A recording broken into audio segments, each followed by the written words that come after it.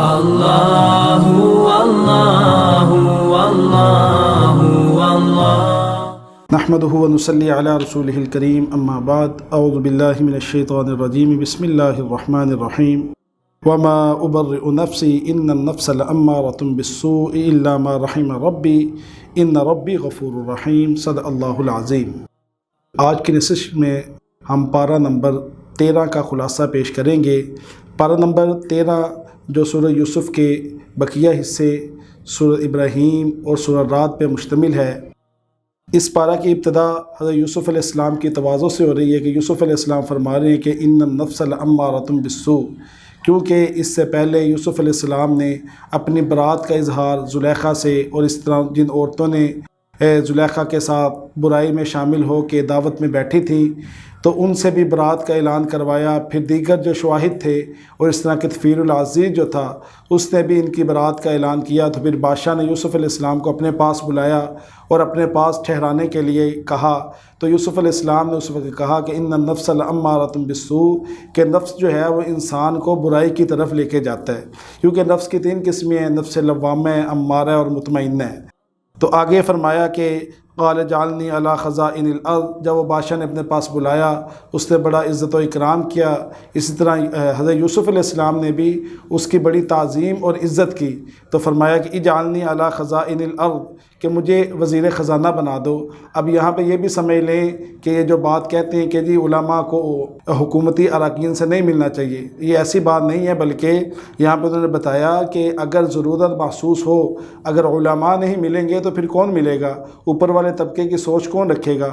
تو فرمایا کہ مجھے وزیر خزانہ بنا دو۔ اب یہاں پہ جو عہدہ مانگا اس کی آگے بتائی بھی، وجہ بھی بتائی کہ انی حفیظ علیم، کہ بے شک میں حفیظ بھی ہوں، اس کی حفاظت بھی کروں گا، اور علیم، اور میں ماہر معیشت دان بھی ہوں، اور میں سمجھتا ہوں، اکنامکس کو سمجھتا بھی ہوں۔ یہ نہیں کہا کہ میں روزے بڑے اچھے رکھتا ہوں، نمازی بڑے اچھے پڑھتا ہوں، بلکہ یہ فرمایا کہ جو جس فن کے ریلیٹڈ یہ آپ کی وزارت ہے میں اس کے معاملات کو سمجھتا بھی ہوں۔ یہ اس لیے یوسف علیہ السلام نے فرمایا، اس لیے کہ ان کے ذمہ نبوت کا جو ایک فریضہ تھا وہ بہت بڑا فریضہ تھا، اس کے سامنے یہ کوئی جو عہدے ہیں یہ کوئی اہمیت نہیں رکھتے، لیکن انہوں نے دیکھا کہ اگر میں نے یہ عہدہ نہ سنبھالا، کسی نااہل کے پاس چلا گیا، وہ خود بھی قحط میں مرے گا اور امت کو بھی قحط میں مارے گا، اس لیے انہوں نے اس کی ڈیمانڈ کر دی۔ آگے پھر اس بادشاہ نے یوسف علیہ السلام کو پہلے تو وزیر خزانہ بنایا، اور پھر ساری جو خلقت کے اور جو مملکت کے امور تھے وہ سارے یوسف علیہ السلام کے حوالے کر دیے۔ اس طرح پھر یوسف علیہ السلام کے بھائی جو ہیں، وہ پہلی ملاقات ہے، وہ آئے یوسف علیہ السلام کے پاس۔ یوسف علیہ السلام نے ان کو پہچان لیا اور ان کو جو ایک مقدار مقرر تھی اس کے مطابق ان کو راشن دیا۔ راشن دینے کے بعد جب وہ جانے لگے ان سے پوچھا کہ تم کتنے بھائی ہو؟ تو انہوں نے بتایا کہ ہم 11 بھائی ہیں، ہم 10 آئے ہیں، ایک ہمارا بھائی ہمارے ساتھ نہیں آیا۔ پھر جب وہ چلے گئے تو جب جانے لگے تو یوسف علیہ السلام نے ان سے کہا کہ اس اپنے بھائی کو بھی اپنے ساتھ لاؤ تاکہ ہم تمہارے لیے غلے کو زیادہ کریں۔ تو جب یہ بھائی واپس گئے اپنے باپ حضرت یعقوب علیہ السلام کے پاس تو ان سے کہنے لگے، درخواست کرنے لگے کہ ہمارے چھوٹے بھائی بنیامین کو بھی ہمارے ساتھ بھیج دیں۔ لیکن یعقوب علیہ السلام پہلے ہی ڈرتے تھے یوسف علیہ السلام کو جس طرح انہوں نے گم کیا تھا، تو فرمانے لگے کہ نہیں، انہوں نے قسمیں اور منایا، والد کو زبردستی منایا کہ ہم ہر طرح سے اس کی حفاظت کریں گے، اور یعقوب علیہ السلام مان گئے۔ لیکن یہ فرمایا وقال یا بنی لا تدخلوا من باب واحد، یہ یعقوب علیہ السلام کی ایک تدبیر تھی، کیونکہ نظر جو ہے وہ برحق ہے، اس لیے فرمایا کہ تم سب 11 بھائی ہو، طاقتور بھی ہو، خوبصورت بھی ہو، جب تم ایک دروازے سے داخل ہوگے تو ایسا نہ ہو کہ تمہیں نظر لگ جائے، اس لیے یہ تدبیر بتائی۔ باقی تو جو کرنا ہوتا ہے اللہ نے کرنا ہوتا ہے، تدبیر بتا دی کہ الگ الگ دروازے سے جانا۔ اب یہ آئے دوسری ان کی ملاقات ہے، وَلَمَّا دَخَلُوا عَلَىٰ يُوسُفَ آوَىٰ إِلَيْهِ أَخَاهُ، یوسف علیہ السلام نے بنیامین کو اپنے پاس بٹھایا اور ان کو بتایا ان بھائیوں کی باتوں کو برا نہ مناؤ، میں آپ کا بھائی یوسف ہوں۔ لیکن جب وہ جانے لگے ان کا سامان پیک کیا تو اپنے بھائی کے سامان میں یعنی بنیامین کے سامان میں جو پیمانہ تھا جس سے وزن کیا جاتا تھا اس کو رکھ دیا۔ رکھنے کے بعد جب وہ چلے گئے، سامان لے کے چلے گئے، تو پیچھے سے آواز لگانے والے نے آواز لگائی کہ بادشاہ کا جو برتن ہے وہ گم ہو گیا ہے۔ تو ان بھائیوں کو روکا، یہ کہنے لگے کہ ہم تو چور نہیں ہیں، لیکن جب تلاشی لی گئی، لیکن یوسف علیہ السلام نے ان سے پوچھا کہ اگر تمہارے سامان میں سے برتن نکلا تو تمہاری کیا سزا ہے؟ یعقوب علیہ السلام کی شریعت میں اگر کوئی آدمی چوری کرتا تو اس کے بدلے میں اس کو رکھ لیا جاتا تھا۔ تو یوسف علیہ السلام نے ان سے پہلے پوچھا، قالوا جزاؤہ من وجد فی رحلہ فہو جزاؤہ، کہ وہی اس کا بدلہ ہوگا۔ جب تلاشی لی، پہلے باقیوں کی تلاشی دی، آخر میں بنیامین کے سامان سے وہ سامان نکل آیا تو ان کو اپنے پاس رکھ لیا۔ اب بھائی جانے کے لیے تیار نہیں تھے اور کہنے لگے کہ قالوا ان یسرق فقد سرق اخ له من قبل، یعنی اس سے پہلے جو ان کے بھائی یوسف تھے انہوں نے بھی چوری کی، نعوذ باللہ۔ اصل میں یہ بھی ایک واقعے کی طرف اشارہ ہے کہ جب یوسف علیہ السلام کی ولادت ہوئی تو ان کو ان کی پھوپھی کے پاس یعقوب علیہ السلام نے بھیج دیا، تو وہاں پہ انہوں نے پرورش پائی، تو پھوپھی کو ان کے ساتھ محبت ہو گئی۔ محبت ہونے کے بعد جب یعقوب علیہ السلام ان کو واپس لینے گئے تو وہ کہنے لگی کہ نہیں ابھی نہیں بھیجنا، لیکن یعقوب علیہ السلام نے جب اصرار کیا تو انہوں نے ایک پٹکا تھا کوئی، وہ ان کی کمر پہ باندھ دیا۔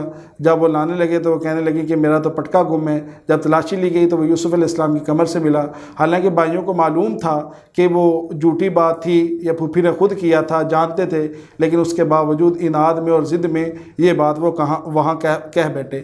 لیکن ان میں سے جو بڑا بھائی تھا اب وہ جانے کے لیے تیار نہیں، وہ کہتا ہے کہ اگر میری موت بھی آ جائے اس وقت تک میں یہاں سے نہیں ہلوں گا کہ جب تک میں بنیامین کو ساتھ لے کے اپنے باپ کے پاس نہ جاؤں۔ لیکن جب وہ نا امید ہو گئے تو پھر یہودا وہیں رک گیا۔ باقی بھائیوں کو اس نے کہا جا کے اپنے والد کو سمجھاؤ اور کہو کہ قافلے والوں سے بھی پوچھ لیں کہ انہوں نے چوری کی ہے۔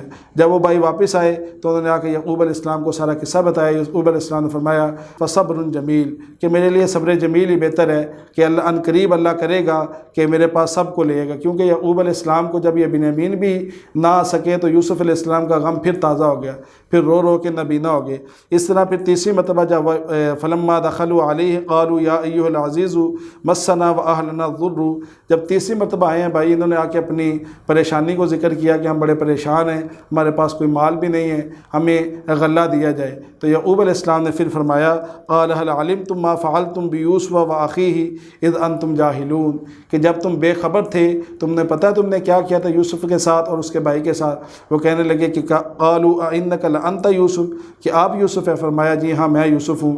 لیکن دیکھیں یہاں پہ بھی یوسف علیہ السلام نے ان کو کوئی ڈانٹ ڈپٹ یا کوئی ایسی بات نہیں کی جس سے ان کی دل آزاری ہو، بلکہ انہوں نے کہا کہ اتنی بات ان کو کہی کہ تم جب غافل تھے تب تم نے میرے ساتھ زیادتی کی۔ لیکن وہ کہنے لگے قالوا تاللہ لقد آثرک اللہ علینا، بھائیوں نے اقرار کیا کہ اللہ نے آپ کو ہم پہ فضیلت دی ہے۔ پھر یوسف علیہ السلام نے فرمایا کہ اذهبوا بقمیصی ھذا، یہ میری قمیص لے جاؤ اور اس کو میرے باپ کے چہرے پہ ڈالنا، اس کی بنائی لوٹ آئے گی۔ مفسرین فرماتے ہیں یہ قمیص وہ قمیص تھی کہ جو ابراہیم علیہ السلام کو جب آگ میں ڈالا گیا تو جبرائیل امین علیہ السلام جو لے کے آئے تھے، قمیص لے کے آئے تھے جنت سے ابراہیم علیہ السلام کو پہنانے کے لیے، وہ قمیص چلتے چلتے یعقوب علیہ السلام کے پاس آئی تھی۔ یعقوب علیہ السلام نے وہ قمیص یوسف علیہ السلام کو دی تھی، وہ قمیص دی۔ پھر یہ گئے تو جب گئے واپس گئے تو والد کے منہ پہ رکھی، ان کی بنائی لوٹ آئی۔ پھر اب یہ واپس آتے ہیں، چوتھی ملاقات ہے ان کی۔ فلما دخلوا علی یوسف آویٰ الیہ ابویہ وقال ادخلوا مصر ان شاء اللہ آمنین، یوسف علیہ السلام نے باہر نکل کے ان کا استقبال کیا، ان کو اسٹے پہ بٹھا کے ان کی خدمت و مدارت کی، اور پھر سب بھائیوں نے اور سب نے مل کے یوسف علیہ السلام کے سامنے سجدہ کیا۔ تو یوسف علیہ السلام نے تب کہا کہ اے ابا جی یہ ہے ھذا تأویل رؤیایا من قبل، یہ میرے خواب کی تعبیر تھی جو میں نے پہلے دیکھا تھا۔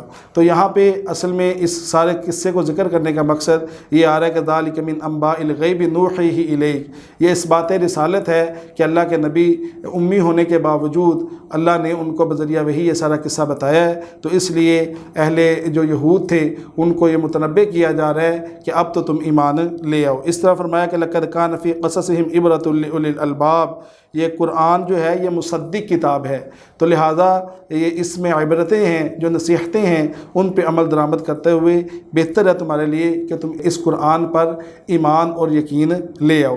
اس طرح اس پارے کے اندر سورہ رعد ہے، سورہ رعد اصل میں کہتے ہیں چمک کو، گرج کو، اس کی ابتدا ہو رہی ہے الف لام میم را حروف مقطعات سے، تو حروف مقطعات کے ساتھ ہی اس میں فضیلت قرآن ہے۔ تلک آیات الکتاب، یہ آیات ہیں کتاب کی، والذی انزل الیک من ربک، من ربک الحق، یہ حجیت حدیث ہے، یا تو والذی انزل الیک من ربک، اس سے مراد قرآن پاک بھی ہو سکتا ہے اور اس سے مراد حدیث مبارکہ بھی ہو سکتی ہیں۔ اس لیے کہ قرآن جو ہے اس کے معانی اور مطالب اور الفاظ یہ اللہ رب العزت کی طرف سے ہیں، لیکن جو حدیث مبارکہ ہے اس کے معانی جو ہیں وہ اللہ کی طرف سے ہیں اور الفاظ نبی کریم صلی اللہ علیہ وسلم کی طرف سے ہیں۔ آگے فرمایا اللہ الذی رفع السماوات بغیر عمد ترونها، اللہ رب العزت نے آگے اپنی قدرت کی نشانیاں بتائیں کہ اتنا بڑا آسمان کھڑا کیا، ثم استوى علی العرش، پھر مستوی ہو گیا عرش پر۔ اب مستوی ہونا کیا ہے؟ استوا کی جو کیفیت ہے وہ تو اللہ رب العزت نے ہمارے لیے مجہور رکھی، لیکن استوا جو اللہ رب العزت بیٹھے ہیں وہ اپنی شیان شان بیٹھے ہیں، وہ ایک معلوم چیز ہے،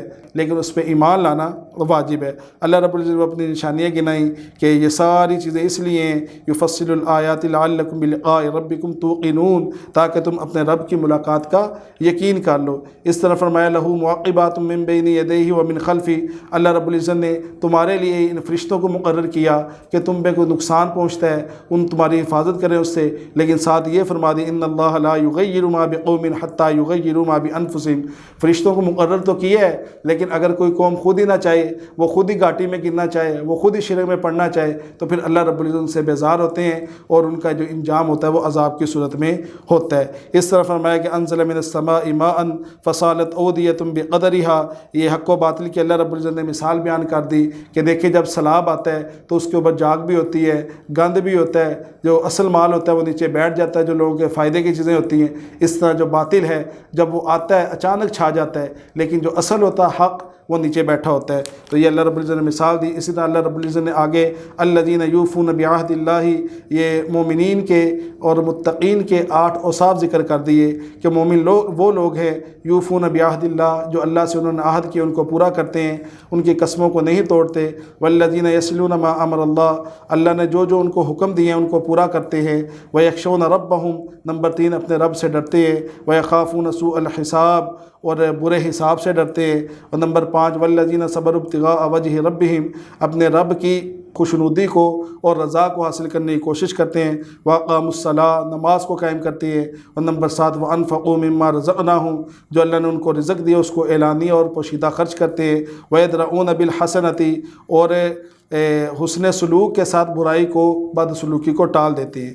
ان کا بدلہ اللہ نے بتایا کہ جنات عدن، جو ایسا متقی ہوگا اللہ اس کے لیے ہمیشہ کی جنت دے گا اس کو۔ اس طرح فرمایا وَيَقُولُ الَّذِينَ كَفَرُوا لَوْلَا أُنزِلَ عَلَيْهِ آيَةٌ مِّن رَبِّهِ، کہ یہ فرمائشی معجزات جو مانگتے ہیں اے نبی ان سے پریشان نہ ہوں۔ إِنَّ اللَّهَ يُضِلُّ مَن يَشَاءُ وَيَهْدِي إِلَيْهِ مَنْ أَنَابَ، کہ یہ ایسی باتیں کرتے رہیں گمراہ ہوتے رہیں گے، جنہوں نے ہدایت پانی ہے، جو آپ پہ ہم نے معجزے ابھی تک بھیج دیے ہیں وہ کافی ہیں، انہی کو سمجھتے ہوئے وہ ہدایت پا لیں گے۔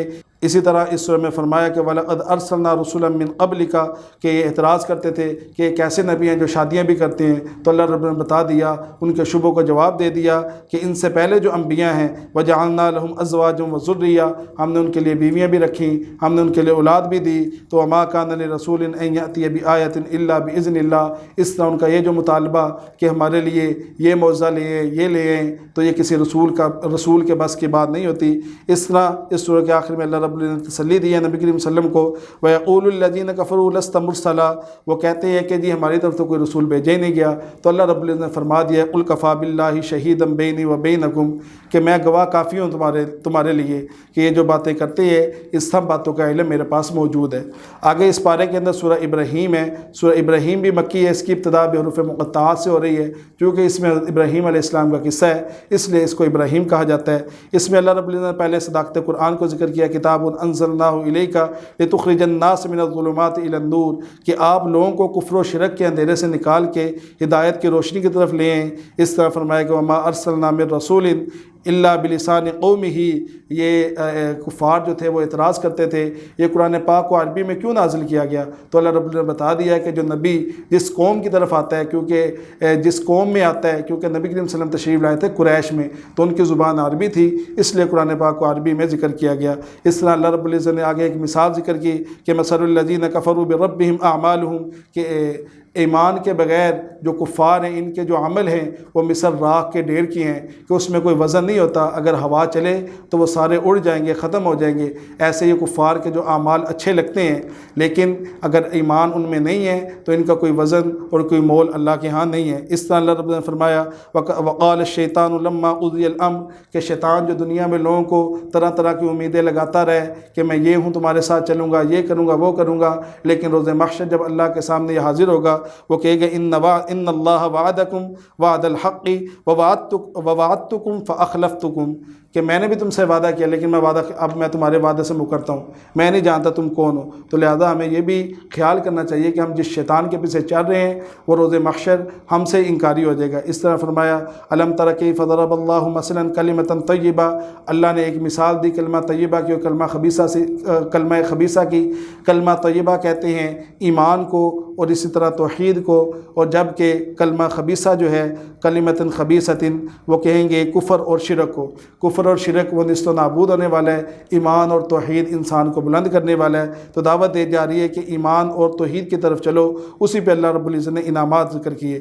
آگے حضرت ابراہیم علیہ السلام کی دعا کو اللہ رب العزت نے ذکر کیا، وَإِذْ قَالَ إِبْرَاهِيمُ رَبِّ اجْعَلْ هَذَا الْبَلَدَ آمِنًا، کہ ابراہیم علیہ السلام نے جب بیت اللہ کو تعمیر کیا اور حضرت اسماعیل اور حضرت حاجہ کو وہاں چھوڑا تو وہاں پہ انہوں نے دعا کی کہ اے اللہ پہلے تو اس کو شہر بنانا، اس کے بعد اس کو امن والا بنانا، وجنوبنی، اور پھر میرے اولاد کو اس بیت اللہ کی خدمت کے لیے چن لینا، وبنی ان نعبد الاصنام، اور اسی طرح میرے بچوں کو اور میری اولاد کو بتوں کی پوجا سے دور رکھنا۔